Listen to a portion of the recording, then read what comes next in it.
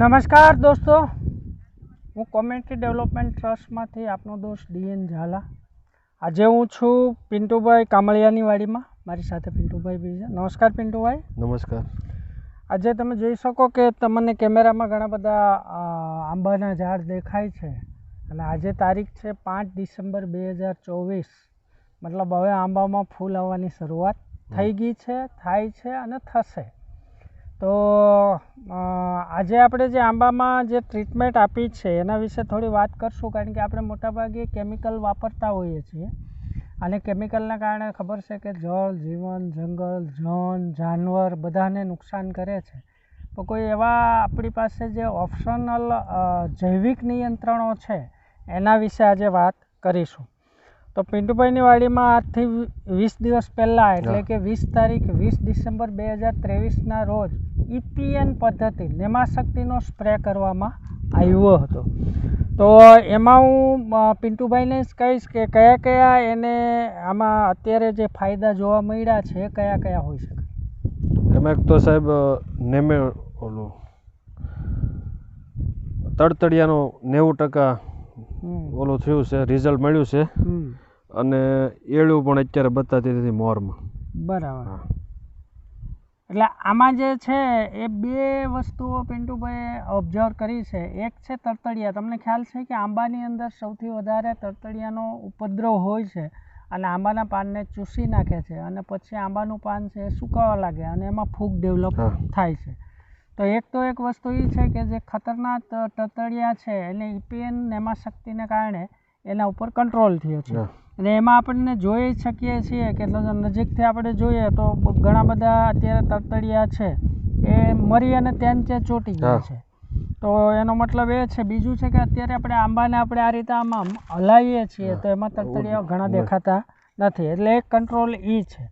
બીજું જે પિન્ટુભાઈએ કીધું કે એને મોટાભાગે જે આ ડૂંક છે એની અંદર ઈયળ જોવા મળતી હોય છે, પણ તો અત્યારે અમે ઘણા બધા આંબાને ચેક કર્યા, પિન્ટુભાઈએ ખુદે કર્યા, તો ઈયળ જોવા મળી નથી.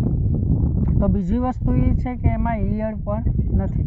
અને દોસ્તો આમાં બીજું એ છે કે તમે ઘણા બધા કેમિકલો વાપરો એટલે એ તમને મેક્સિમમ અઠવાડિયે છાંટવા પડે, પણ તો 20 ડિસેમ્બર 2023 સુધી એ આપણે આ જે નેમાશક્તિનો ઉપયોગ કરેલો હતો અને આજે 5 તારીખ એટલે રાઈટ 20 દિવસ થયા. તો 20 દિવસ સુધી પણ હજી રિઝલ્ટ છે ને હજી અપેક્ષા રાખીએ કે 10 દિવસ હજી આપણને આ રિઝલ્ટ મળી શકે.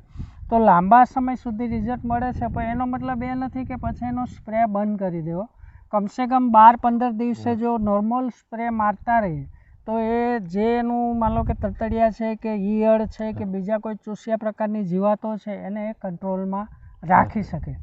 એટલે હું પિન્ટુભાઈને કહીશ કે જે બીજી કેમિકલ દવાઓ છે ને આ EPN પદ્ધતિ નેમાશક્તિ છે, બંનેમાં તમને શું તફાવત લાગ્યો?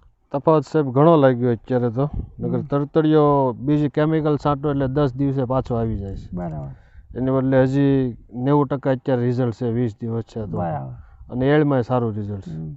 તો બે વસ્તુ છે કે લાંબા સમય સુધી રિઝલ્ટ રહે છે અને જેને કહેવાય ને કે આ સૃષ્ટિ ઉપર જેટલું બી ઝેર જવાનું એ ઝેર ક્યાંક ને ક્યાંક કોઈકને તો નુકસાન કરવાનું.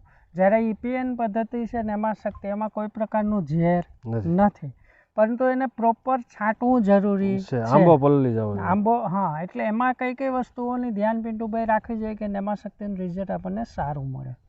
એક તો પાણી પૂરું જવું જોઈએ. આંબો, પાંદડા, થડ બધું પલળી જવું જોઈએ. એટલે એક તો ટૂંકમાં એને નિતારી દેવાનું. એટલે થોડું મને એમ છે ગંધથી છાંટવું પડે.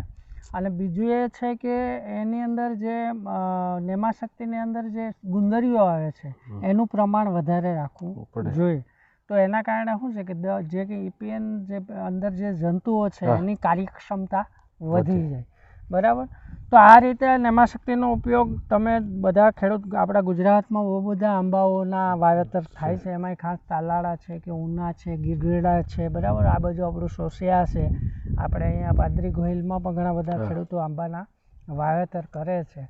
તો જેટલા બી આંબા વાવતા ખેડૂતો છે એ ચૂસ્યા પ્રકારની ને ઈયળના નિયંત્રણ માટે ઝેર છોડી અને નેમાશક્તિનો ઉપયોગ કરે એ મહત્વનું છે. બરાબર. નમસ્કાર દોસ્તો.